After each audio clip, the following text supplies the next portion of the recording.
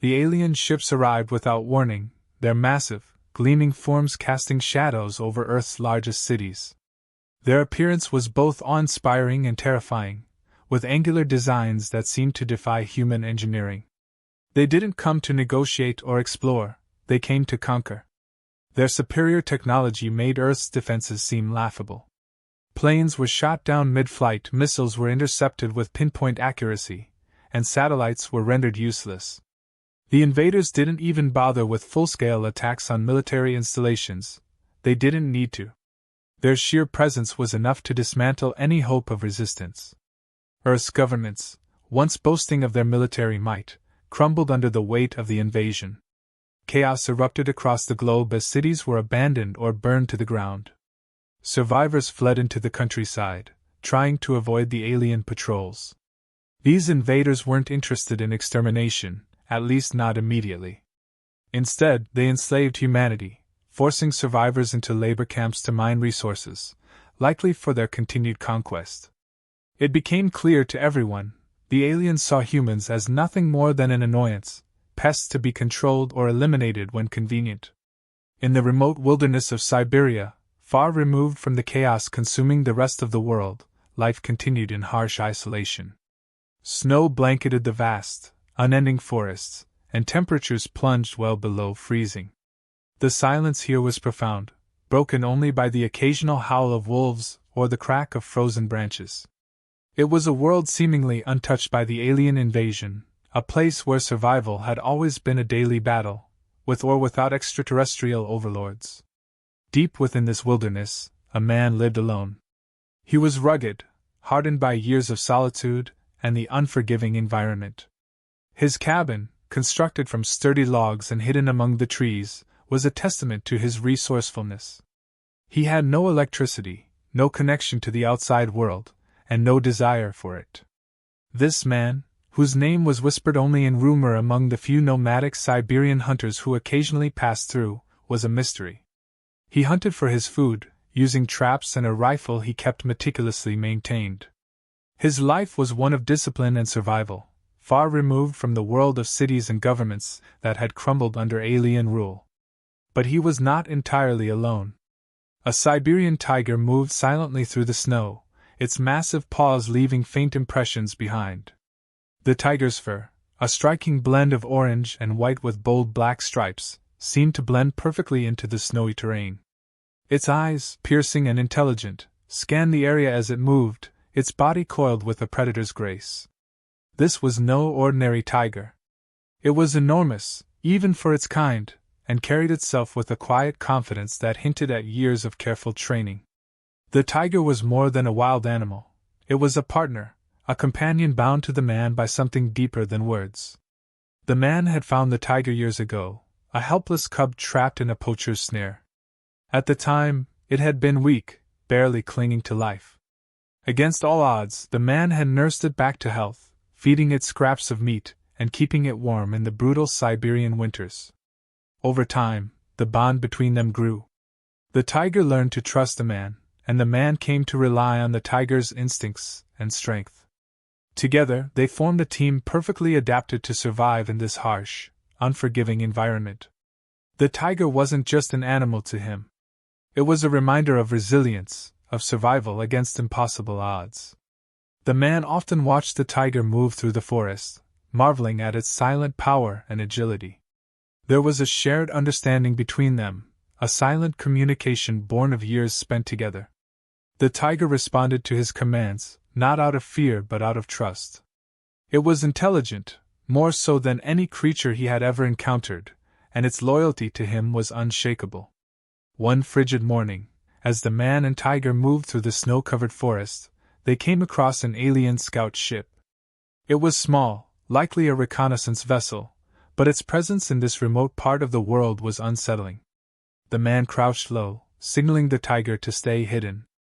Together, they observed the strange machine as it hovered a few feet above the ground, scanning the area with an eerie blue light. The man's jaw tightened. Even here, in the farthest reaches of the earth, the invaders had begun to spread. The encounter only reinforced what the man already knew: the fight wasn't over, not yet. He had avoided the chaos of the invasion, choosing instead to focus on his own survival, but the presence of the scout ship felt like a challenge. These aliens, with all their technology and arrogance, had underestimated humanity. They thought they could sweep across the planet unopposed, treating humans as nothing more than insects to be crushed underfoot. What they didn't realize was that humanity's greatest strength wasn't its technology, or its armies. It was its adaptability, its resilience, and in some cases, its sheer unpredictability. The man had spent years preparing for this moment, even if he hadn't realized it at the time. His training, his isolation, and his bond with the tiger had all been leading to this. The invaders might have thought they had conquered Earth, but they hadn't accounted for people like him. They hadn't accounted for the bond between man and beast, a partnership forged in the crucible of survival. As the scout ship disappeared into the distance, the man stood and looked down at the tiger. Its eyes met his, and for a moment, they shared a silent understanding. The time for hiding was over. Together, they would show the invaders that Earth was not theirs to take. The alien occupation was methodical and brutal. They had no interest in integrating with humanity, or understanding the cultures they were dismantling. Their technology was advanced to the point where they didn't need to exert much effort to control the population. Hovering drones patrolled every city, scanning for any sign of resistance. Those who were caught defying the rules were eliminated without hesitation. Their weapons were not only efficient but terrifyingly precise. A single beam could disintegrate a person, leaving no trace. Fear became their most powerful weapon, spreading faster than their machines.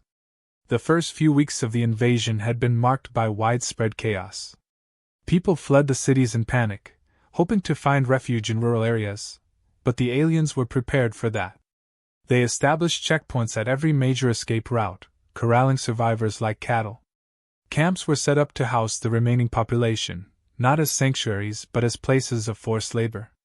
In these camps, humans worked tirelessly under the watchful eyes of alien overseers. Resources were stripped from the earth with ruthless efficiency, loaded onto ships bound for destinations unknown. Resistance efforts began almost immediately, but they were disorganized and poorly equipped. The world's militaries, stripped of their advanced weaponry and communication networks, were no match for the alien forces. A few brave groups attempted to strike back, using guerrilla tactics to sabotage supply lines and attack isolated patrols. However, every victory was short-lived. For every patrol taken down, the aliens retaliated tenfold, erasing entire villages suspected of harboring rebels. The cost of defiance was too high, and over time, many gave up the fight altogether. Despite this, whispers of hope lingered. Stories began to circulate among the survivors about a hidden resistance movement deep in the wilderness. Unlike the scattered groups operating in the open, this resistance was said to be different, organized, tactical, and led by someone who understood the aliens' weaknesses. Few knew the full details, but the tales gave people something to hold on to, a reason to believe that humanity wasn't completely defeated. Among the resistance were individuals from all walks of life, former soldiers, engineers, medics, and even those who had never fought a day in their lives. They operated out of makeshift bases, constantly on the move to avoid detection. Supplies were scarce, and every mission carried the risk of annihilation. Yet they persevered, driven by the belief that their efforts, no matter how small, could make a difference. For them, survival was no longer enough. They wanted to take back their world. Rumors about the Siberian man and his tiger reached the resistance through scattered communications. At first, they dismissed the stories as exaggerated myths. A lone man with a tiger couldn't possibly pose a threat to the invaders, let alone lead a successful fight. But as more reports surfaced, describing alien patrols taken down in remote regions without explanation, the resistance began to take notice. It wasn't just the man's skill that intrigued them. It was the sheer improbability of his survival in such an isolated environment.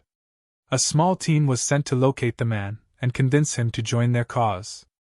They trekked through treacherous terrain, braving freezing temperatures and dangerous wildlife.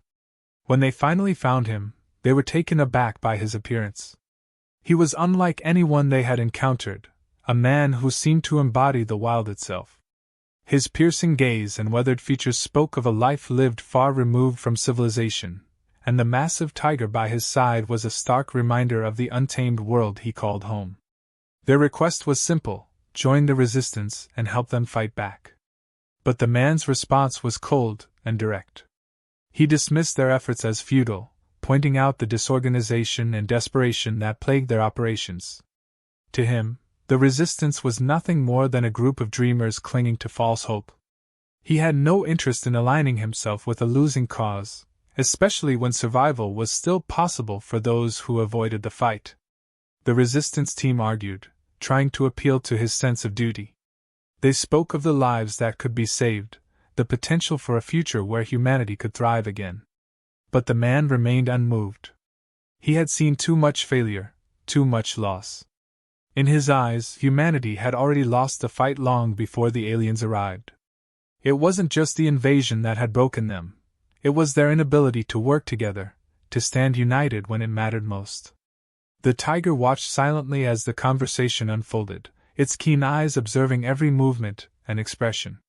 The team couldn't help but feel the weight of its presence, as though the animal itself was judging their sincerity. Despite the man's refusal, there was a part of them that refused to give up. They knew he had the skills and knowledge they lacked, and more importantly, he had survived where so many others had fallen. If anyone could turn the tide, it was him. When the team left, they did so with heavy hearts, unsure if their efforts had made any impact. The man and his tiger returned to their routine, moving through the wilderness as they always had. But something had changed. The man couldn't ignore the desperation in their voices, the determination that had driven them to seek him out in the first place. As much as he wanted to stay isolated, to avoid the chaos and destruction that had engulfed the world, he couldn't shake the feeling that his skills were meant for something greater. He thought of the tiger, its strength and resilience. It had survived against impossible odds, just as he had. Together, they had faced challenges that would have broken most, and they had emerged stronger. Perhaps it wasn't just about survival anymore. Perhaps it was time to fight, not just for themselves, but for the world they had once called home. The bond between the man and the tiger was forged in survival. Years ago, the man had stumbled upon the cub, weak and barely breathing, caught in a poacher's snare. The sight had stirred something in him, an anger at the cruelty, but also a recognition of the animal's will to survive.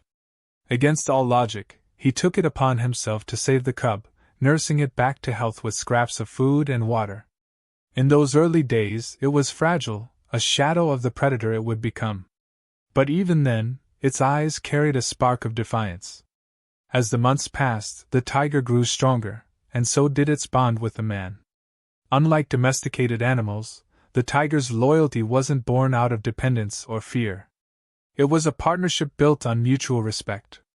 The man provided food and protection, and in return, the tiger offered companionship in a world that had long felt empty. It began to follow him on hunts, silently observing his methods and adapting to his movements. The two developed an unspoken understanding, communicating through gestures and glances. Over time, the tiger became not just a companion but an extension of the man himself. Living in the Siberian wilderness demanded resilience, and the tiger thrived in its harsh environment. It learned to move silently through the snow, its massive paws spreading its weight evenly to avoid sinking. It could stalk prey with a patience that seemed almost supernatural, waiting for the perfect moment to strike. The man marveled at its instincts, often learning from its movements. Together, they became a team, each complementing the other's strengths. Where the man lacked the tiger's raw power, he made up for it with strategy and tools. Where the tiger lacked the man's precision, it compensated with its primal ferocity. Over the years, the tiger grew into a formidable creature. Its size was staggering, even for a Siberian tiger, with muscles rippling under its thick fur. Its eyes held a sharp intelligence, often scanning the surroundings with an awareness that seemed almost human.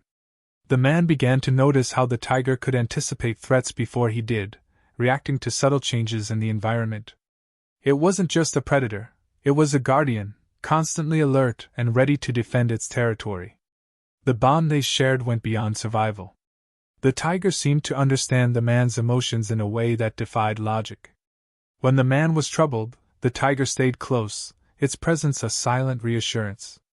When he was determined, the tiger mirrored his intensity, ready to follow wherever he led. This connection wasn't something that could be trained or forced. It was born from years of shared hardship and trust. The tiger wasn't just an animal, it was a partner, a reflection of the man's own will to survive in a world that had turned against them. When the aliens began their invasion, the man's first priority was ensuring the tiger's safety. He knew the creature's size and strength would make it a target, and he couldn't bear the thought of losing it. But as the months passed, it became clear that the tiger was more than capable of holding its own. It had faced hunters and predators before, and the aliens were no different. Their advanced technology meant nothing to a creature that moved with the silence of the wind and struck with the force of a hurricane. The tiger's instincts were sharper than any weapon, and its determination was unshakable.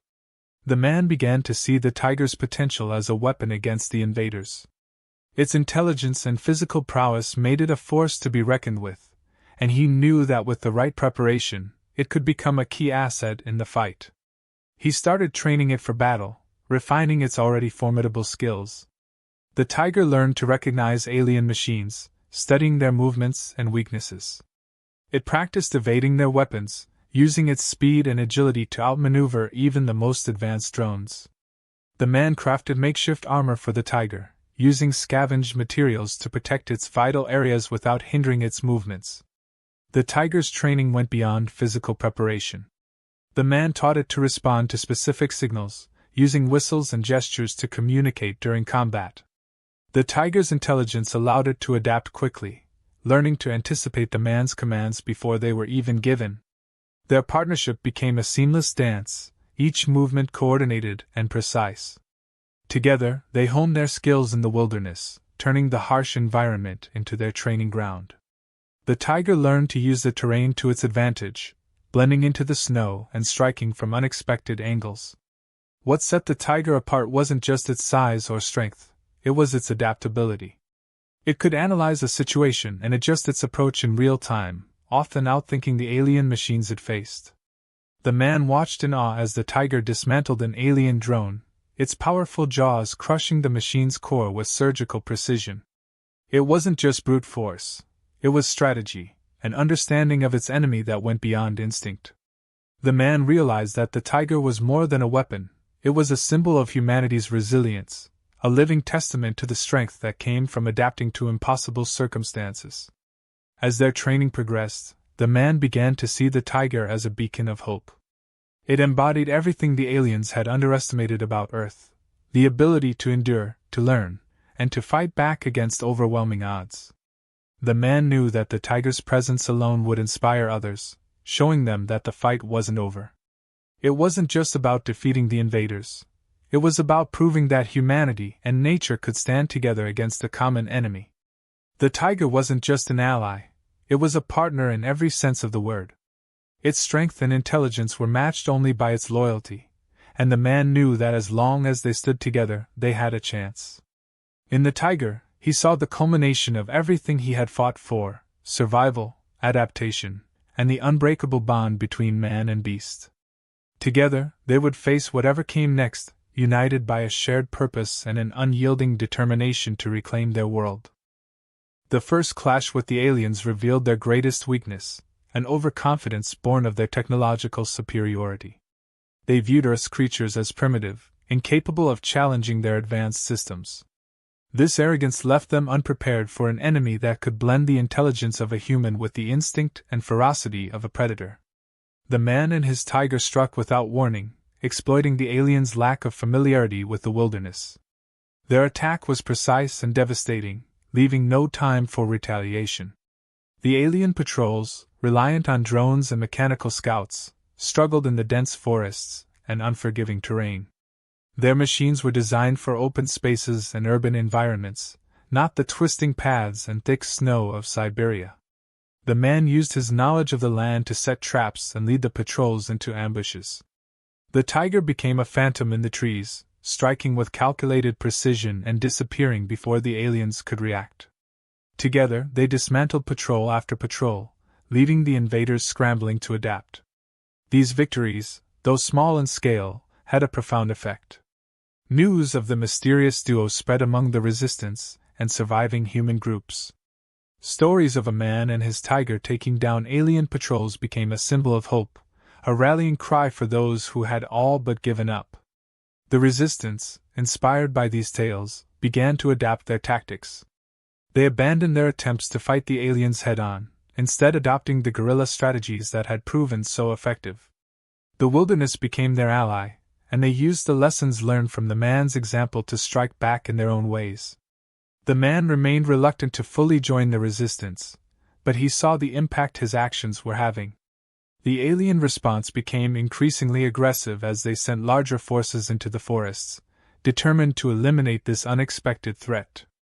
With each escalation, the man and his tiger adapted.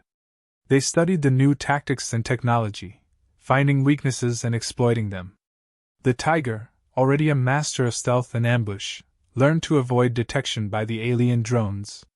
It began targeting their sensors and weak points, disabling machines that were once thought invulnerable.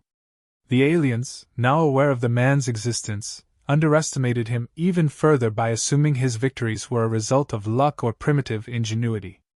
They dispatched heavily armed units to track him, believing brute force would solve their problem. These units, equipped with energy-based weapons and reinforced armor, posed a greater challenge. Yet even they struggled against the man's strategic mind and the tiger's adaptability. The terrain, harsh and unyielding, became the invader's enemy as much as the man and his tiger.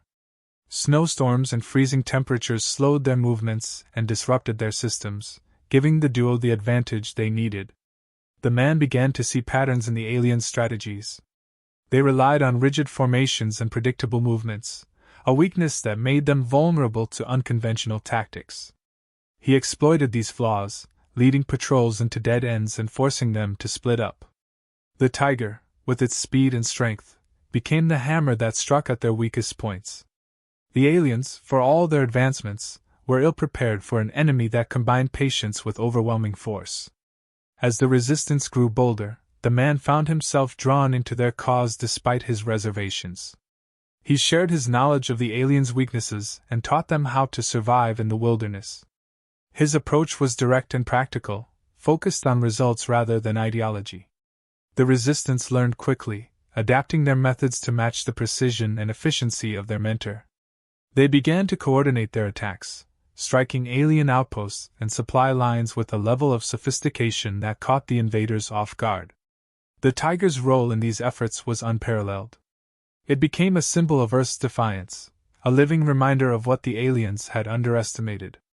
The resistance marveled at its intelligence and loyalty, often describing it as more human than animal. The tiger's presence in their ranks boosted morale, giving them the strength to face overwhelming odds. For many, it was proof that humanity still had a chance, that they could reclaim their world from the invaders. The aliens, frustrated by their inability to crush the resistance, began deploying even more advanced technologies. They introduced new drones equipped with heat sensors and cloaking devices, designed to counter the guerrilla tactics that had proven so effective. These innovations posed new challenges, forcing the man and his tiger to adapt once again. The tiger learned to avoid detection by masking its heat signature, while the man developed countermeasures to neutralize the cloaked drones. Each new challenge only strengthened their resolve, pushing them to innovate and outthink their enemies. The turning point came during an assault on a major alien outpost. This outpost, heavily fortified and strategically important, had been a thorn in the Resistance's side for months. The man, recognizing its significance, devised a plan to take it down.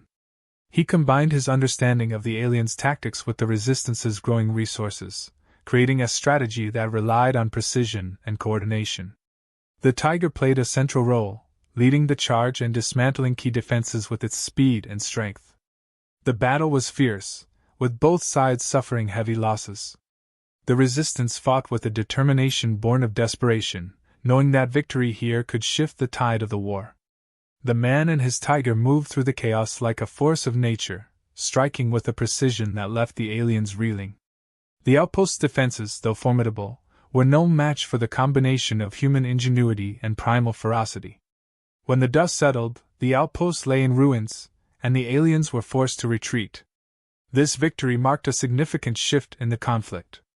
The aliens, now fully aware of the threat posed by the man and his tiger, began to reconsider their approach. They tightened their grip on the regions they controlled, pulling back from less strategic areas to focus their resources on key targets. This consolidation, while making the aliens more dangerous in some ways, also created opportunities for the resistance to exploit. The man, despite his initial reluctance, found himself at the center of the fight for humanity's survival. He had become a leader, not by choice, but by necessity. The tiger, ever by his side, was a constant reminder of what they were fighting for, a world where strength and resilience could overcome even the greatest of challenges. Together, they had proven that the aliens' greatest weakness wasn't their reliance on technology, but their failure to understand the power of the bond between man and nature. The final battle was not just the culmination of the Resistance's efforts, it was humanity's last stand. The aliens, frustrated by their inability to crush the uprising, concentrated their forces in a single, massive operation to eliminate the growing threat. They brought their most advanced technology, deploying legions of drones, heavily armed soldiers, and towering mechanical war machines that dwarfed anything humanity had ever seen. The skies were filled with their ships, blocking out the sun, as they sought to make an example of the Resistance's boldness. The Resistance had no illusions about the scale of the challenge. They were outnumbered and outgunned, but they had spent months preparing for this moment. The man's strategies and the tiger's presence had become the cornerstone of their operations. Every skirmish, every ambush, and every lesson learned had been leading to this confrontation. The Resistance had grown not just in numbers but in determination, and their tactics had evolved to exploit every vulnerability in the alien forces. As the aliens moved to crush the Resistance's stronghold, the man coordinated a counterattack that relied on precise execution. He divided the forces into small, mobile units, each tasked with a specific objective. Some units targeted the aliens' supply lines, cutting off reinforcements and resources. Others focused on disabling their communication networks, creating confusion and delays in their ranks. The man himself led the core strike team, with the tiger by his side. Together, they aimed for the heart of the alien operation, the command center. The tiger, clad in its custom armor, moved like a shadow through the battlefield. Its role was not just to attack but to disrupt. It targeted the alien machines, exploiting weak points the Resistance had identified.